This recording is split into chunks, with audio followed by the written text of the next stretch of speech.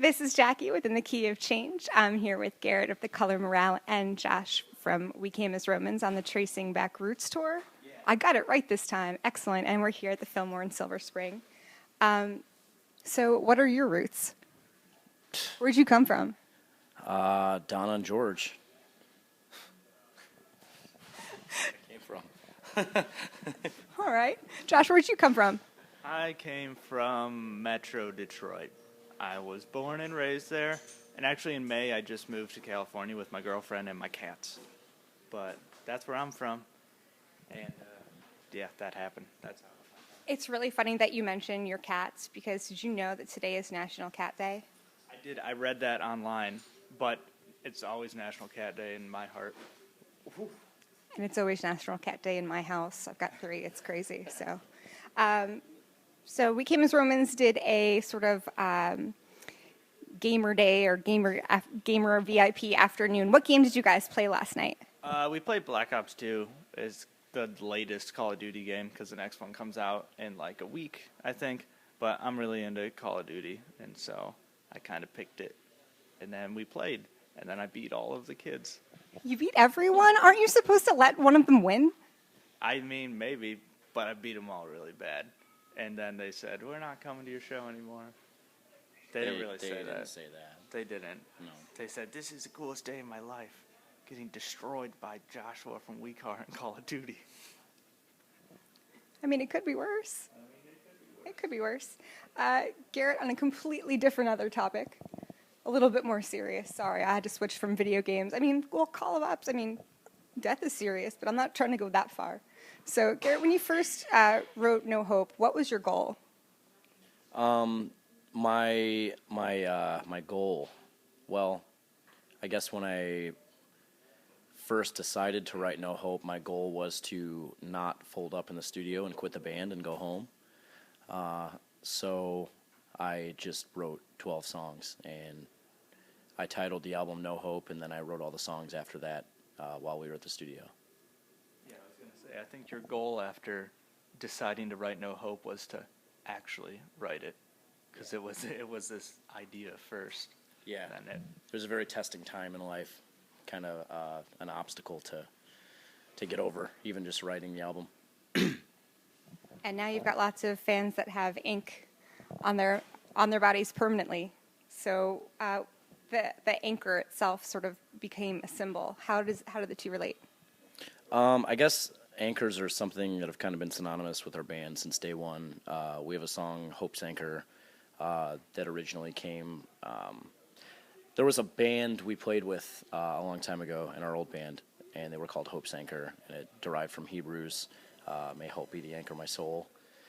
It was kind of just cognizant of what the song was about lyrically, and we titled the song Hope's Anchor.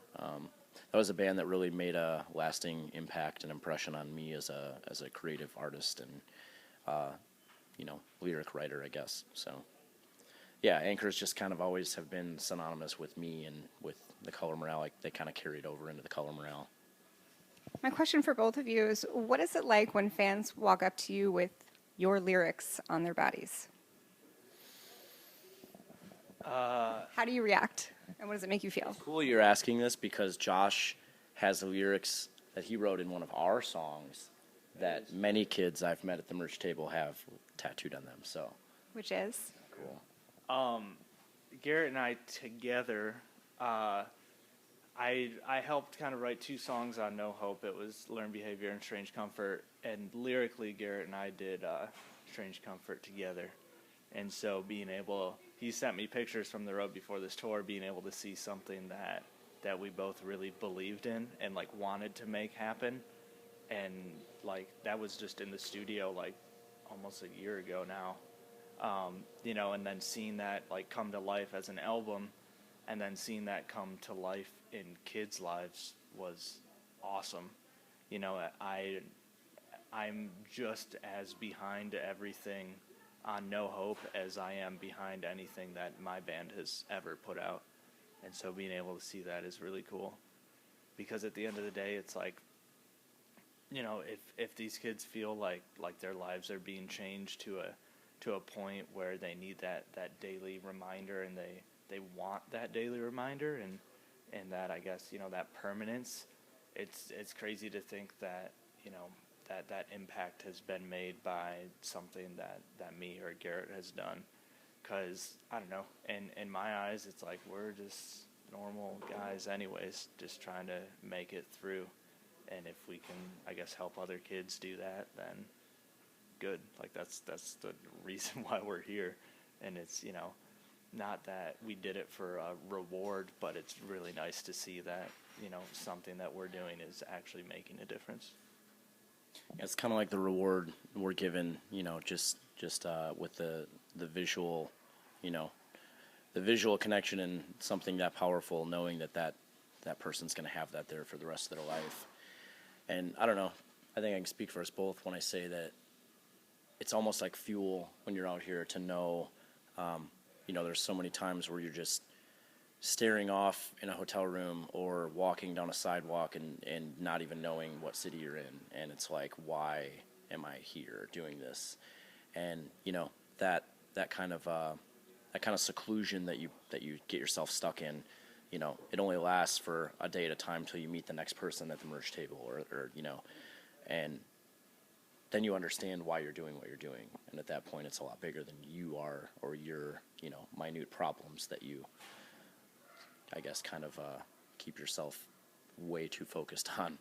So it's very rewarding seeing that stuff. Well said, and that carries on nice to my next question.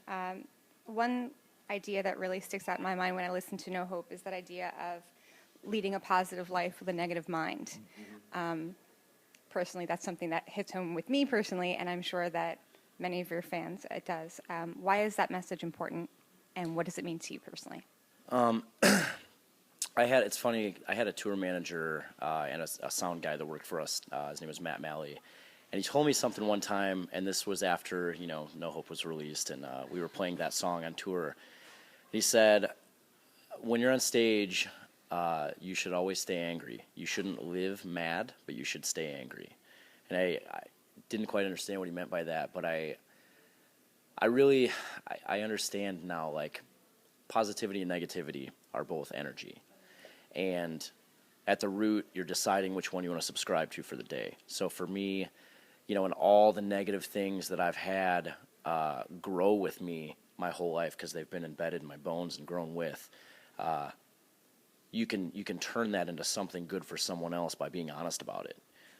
Whether that, for me, that's been religion, it's been a list of things, a multitude of things that, I could either take and translate with negativity and violence, or I could take and translate with honest connections with kids, saying, hey, this is where I'm at.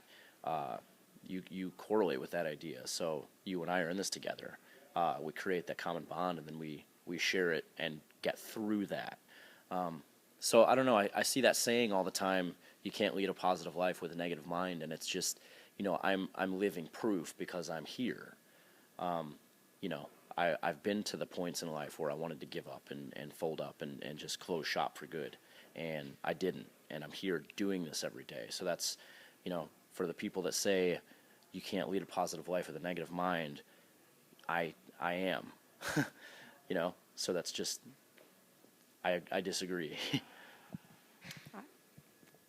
You've got me speechless on that one, so I'll ask Joshua. Your band also, your new album seems to have an overall positive message. Why is that important to deliver to fans? It's just been something that, I don't know, that we decided a long time ago. I want to say I was like 17 or 18. We're like, okay, well, if we're going to be a band, we need to be about something. There has to be some purpose that goes behind, getting on stage and going nuts and whatever. And so we came up with this idea of just trying to, I guess, promote anything, positive, relationships and that sort, with just no sort of religious overtone, any sort of political, anything involved. We wanted to have this message that was all inclusive. So anyone at the show felt like they could be a part of that. And so, writing the lyrics for all three of our CDs that are out, our first one to Plant a Seed, you know, half those lyrics I was like 18, 17 even, and I didn't really know what my life was at that point. I was like in a band, and I was like, this is so cool. I'm in a band, great. And then it's like, oh, I'm in a band, and I never see my family. And, you know, I have a bunch of failing, you know, friendships and relationships because I'm never home. And, you know, and that kind of segued into our second CD, Understanding What We've Grown to Be, where it was like finally just the acknowledgement of everything that I didn't want to acknowledge, all of the, I guess, the negativity that I didn't want to acknowledge. And with that CD, it was more like, okay, well, it's here. It's not going anywhere. So either I'm going to figure out how to deal with it and move on, or like Garret said, I'm going to fold up and quit and go home and, you know, do something meaningless with my time. And so Tracing Back Roots is about taking both of those CDs, like the eagerness of what To Plant a Seed was, where we were like so stoked just to be a band and play shows and like just try to like inspire people. And then I guess like the more so the knowledge that came with understanding what we've grown to be about like what actual like life is. You know, we all made the transition from teenager to, you know, young adult in this band on the road, overseas, wherever. And so Tracing Back Roots is just about, you know, remembering everything that's happened along the way and using that to continue to move forward. And I think that that's, you know, important in any I guess walk of life that you have. You don't have to be a musician for that to be pertinent to your life. And so just kind of made a CD about it. It's always interesting to me that some bands put out literally technically the same album over and over again, and some bands choose to take the risk and evolve, and, you know, it's a gamble.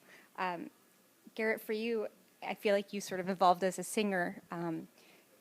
On No Hope, it was more of a throaty kind of, I don't even know where it came from, sort of scream that you used. Yeah, I just kind of, I changed my, you know, vocal technique with the whole, you know, screaming thing. I don't know, I'd listen to our first two albums and I just wouldn't, I wouldn't believe it. You know, I wouldn't believe what I was hearing from myself. So to me, I kind of decided that that was a vocal delivery that I just wasn't into anymore. You know, I've used this analogy a couple times. It's like when you stub your toe on the coffee table at 3 a.m. and you go to just swear about something, you know, because it hurts really bad. You don't ever swear about something. You just go to you don't preconceive a delivery. You just yell about it.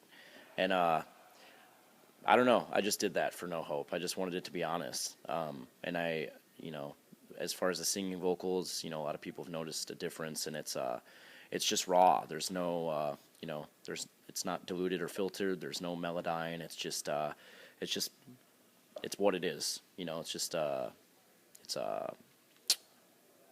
I guess, unproduced, I guess. Imagine that in 2013. Yeah. You know, no auto-tune, no mass-produced. You know, a risky direction to take, especially on your third album. But it was, you know, that was the point in the studio where it was like, okay, if I'm going to do another record, I'm going to do it the way I want to do it. And it paid off. I would agree. I think your lyrics come across very honest, and I think that it's easier for fans to really feel the emotion behind it. I mean, No Hope doesn't really have lyrics. You know, not to sound, you know, cheesy, but that's essentially my life on that record. It's not really lyrics. I didn't write things, you know, planning a T-shirt design or you know, that's me talking about my life over and over again and some of the most difficult things I've dealt with it. Very hard to do sometimes over and over every night, but very necessary. Again, every night you meet someone at the merch table that has a story for you, and that makes it necessary, and that gives you that closure you needed. It's kind of like that's, you know, there's this concept and message of hope in both of our bands, and that's, you know, that's kind of what hope is to me. It's that answer, like had to do that because of that, and that's, you know, what I've found doing this. You answered my next question, which was how do you deal with sort of bringing back those same ideas over and over again, as some of them can be quite unpleasant to deal with over and over again. Yeah, just kids, man. Statistics. There's a lot of kids that deal with a lot of heavy issues in society nowadays, and I had to deal with a lot in my childhood, and a lot of kids don't have anyone listening. So I guess I've made my life being at the merch table every night listening, or being on stage, even having a microphone and singing, listening to people sing back the things that I know they're dealing and hurting with and from. And that's kind of what life has become for me and Josh. That's it's the answer. Living the dream. Well, and for both of your bands, it seems like you have a really, you do make a point to see fans before and after. At the last show, I think it was in Northern Virginia, some fan came out with like this huge piece of artwork they've done. Where do you put all of these great pieces that you get? Because I've seen both fan art. I mean, it's amazing. I've got dozens and dozens and dozens at home, and I've got them in an area. I don't really live anywhere right now. But that van out back. Yeah, the van out back. By the river. Hang too much. But yeah, when I have sure footing somewhere, they're getting hung. I'm gonna have a room where I just go and I just feel, accomplishment. And I'm gonna invite Josh over, and we're gonna have Starbucks in there. That's true. Yeah, sing Kumbaya together. Josh, you just moved to California. Where do you put all your fan art? Well, to be completely honest, I personally don't get that, like, art. I get a lot of letters. I actually have one in my pocket right now that I got today.